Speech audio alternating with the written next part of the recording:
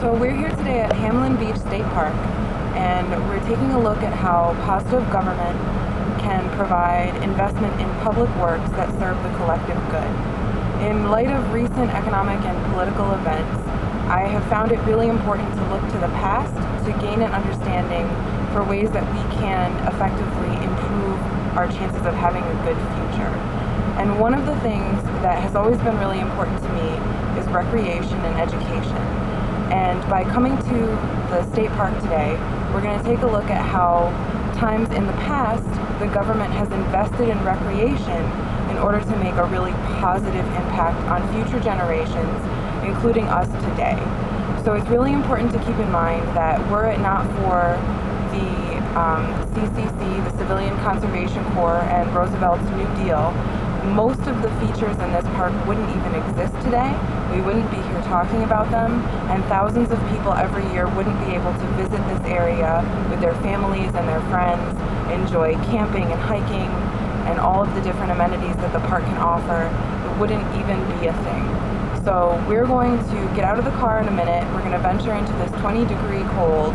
We're going to take a look at some of the structures that the boys from the Civilian Conservation Corps camp just down the road have built, and we're going to appreciate the natural beauty that surrounds us. Okay, so we're here at the Hamlin Beach State Park CCC camp, which was later turned into a prisoner of war camp, and then after that everything was taken down and has been disappeared for many, many years. And only recently, back in the 90s, did they clear everything out. It took about 5,000 hours to turn this overgrown piece of land back into the natural history exhibit that it is today. So today it's about 20 degrees outside. It's really cold. My daughter and I are going to go with you on this walking tour around the camp. We're going to look at some really interesting aspects here, and then we're going to wrap it up later at some of the monuments that were built at Hamlin State Park by the boys who lived here in this camp back in 1935 to 1941. So we're starting here in front of the recreation hall. This is at the very beginning of the camp. There's spots on either end for the camp store over here on this side. And then over on that side is where there was a platform for performances they did nightly. And then here in the middle, there were pool tables and ping pong tables that the boys raised money for. After it was a CCC camp and then later became a prisoner of war camp, the prisoners of war staged a peaceful protest stating that they needed more recreation opportunities, and they were actually allowed access to this recreation hall. They moved the barbed wire from this side to that side and let them have a chance to have a little bit of fun while they were here so far from home. So now we're going to travel over there and we're going to talk about some of the other things here in the park. So you can stop it. Okay, so we started here in front of the recreation hall, and now we've walked over to the supply building right here, and you can see post number 3, these big indents are where the building used to stand. It was a long rectangular building, 20 feet by 80 feet, and right here by this tree, what I want to show you is a pile of barbed wire that was left after they took away the camp. So there were about 10 miles of barbed wire that were removed after the POW camp was taken down in about 1943. And some of the coils were just left by the trees and never taken away. And they're still sharp 80 years later. Okay? Okay, so first we saw the recreation hall, then we went to the supply building. Next is the project office, and we're going to skip to the Department of Interiors, which while it was a POW camp, while it was a CCC camp, is where the representatives from the government who were responsible for accounting the money lived and stayed. And what I want to show you guys is over in the back of the camp, there's still a small pile of coal. You ready?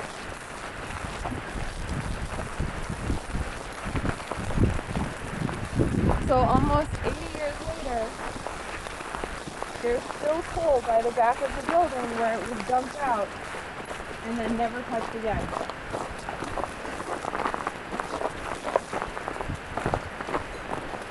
So now we're walking around to the back of the building, and you can see these yellow flags mark where the stoop is. This is the back door.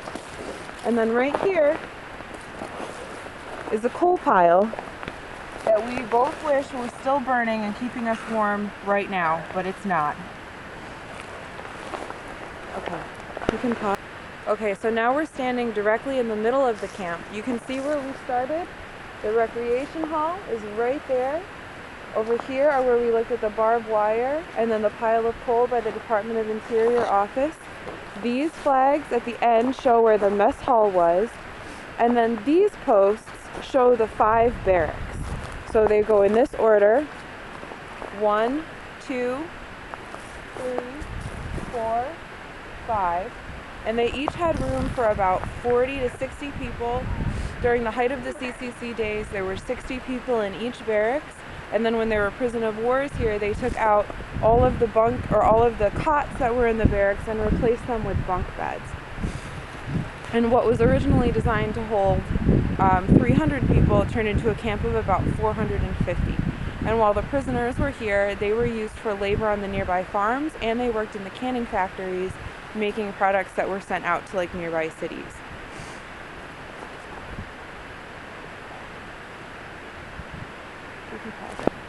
So we looked at some of the features here at the CCC camp. Now we're going to go back to Hamlin Beach and we're going to look at some of the structures that they built. And just to show you, here's the thermometer. It is 20 degrees. We're just a little bit too cold to keep running around outside, but we still have cool stuff to see. All right? So we're approaching Area 1. This is one of the first bathhouses in the set of 4 that were built by the Civilian Conservation Corps. As well as up here, you can see this jetty that sticks out into the beach. And in order to prevent further erosion, they installed a series of 7 different jetties to keep the sand in and to keep the waves out.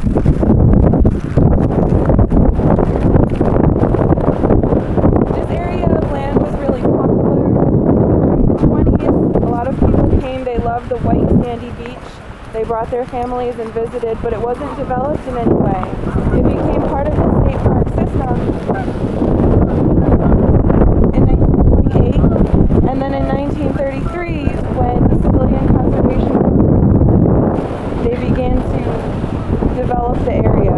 And you can see now to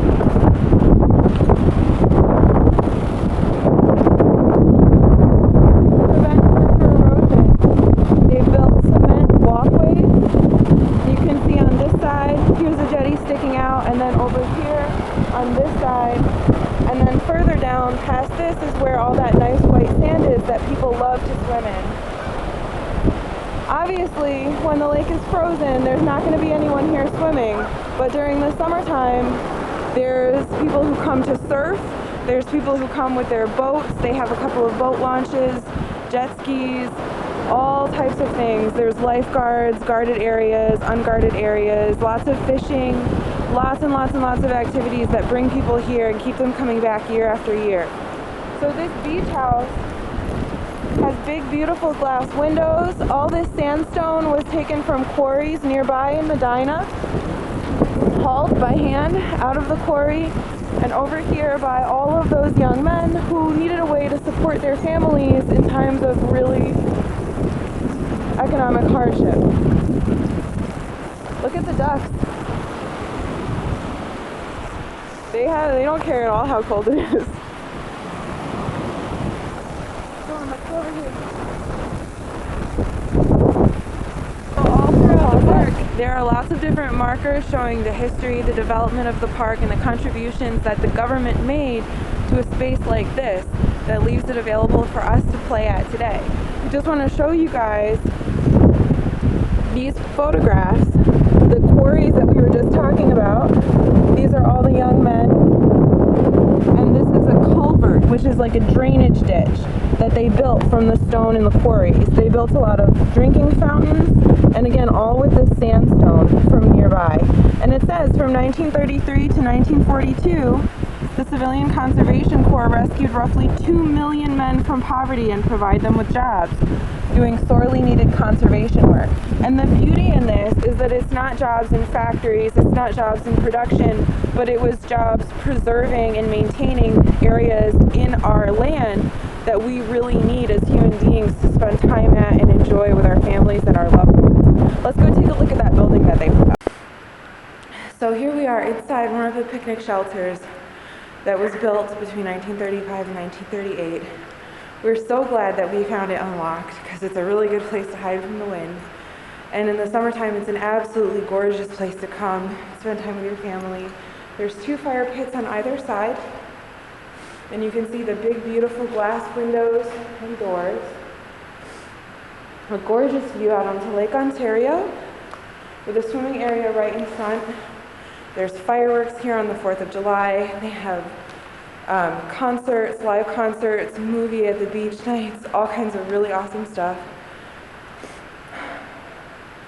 It's really quiet and peaceful and nice.